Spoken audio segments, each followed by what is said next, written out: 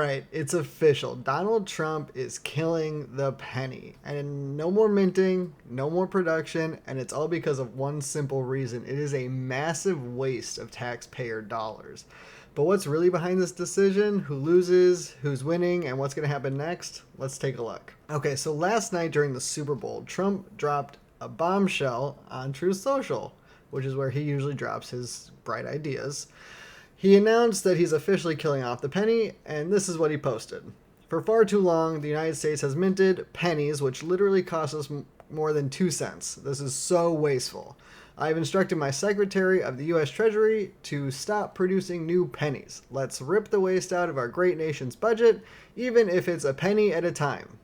Pun intended. Now, this is huge. Some people are celebrating this as a common sense move. Others are calling it the beginning of the end for U.S. currency, but the numbers don't lie. This move might have been well overdue.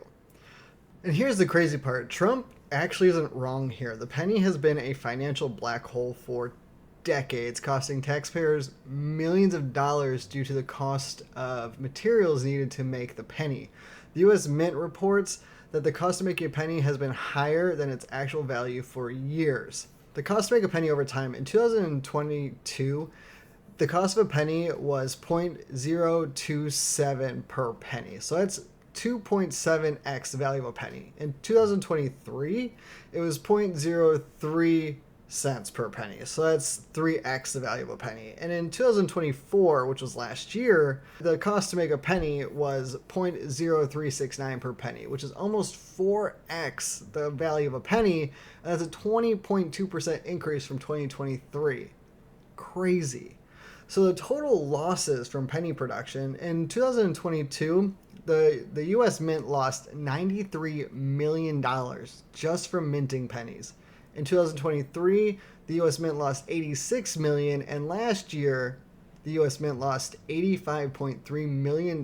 So over the last 3 years, the U.S. Mint lost $264.3 million just by minting the penny.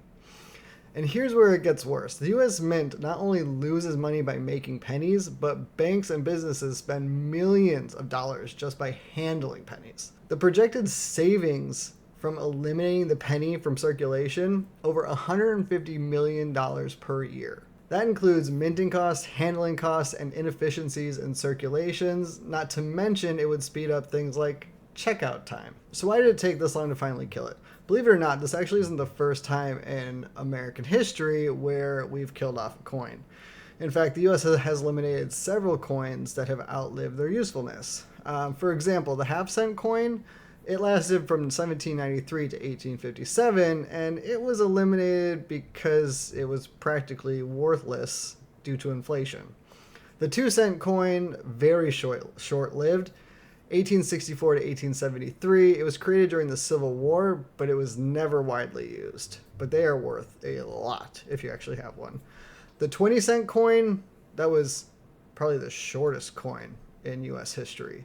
1875 to 1878. It looked way too much like a quarter and had zero use. So the $500 and $1,000 bills, those were discontinued in 1969. The value of those bills were way too high, and they were phased out to curb illegal transactions. So by that, the penny isn't the first to go, but it is by far going to be the most controversial. Okay, so the penny is dead. Now what? Will stores round up the prices? No, most likely not. The government says the businesses will round up to the nearest nickel, just like Canada did when they killed their penny back in 2013.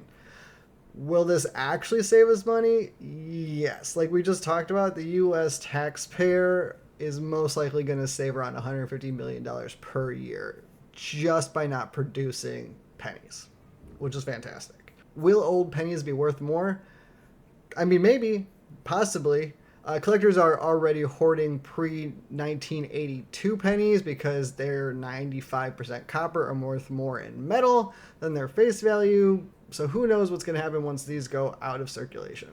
Oh, and by the way, Trump has also hinted that the nickel could be next because that is also losing the taxpayer a bunch of money. So the penny is dead. But is this the right move or just a headline grab? Is it a step towards eliminating physical cash altogether? Drop a comment, subscribe below, and we'll chat soon.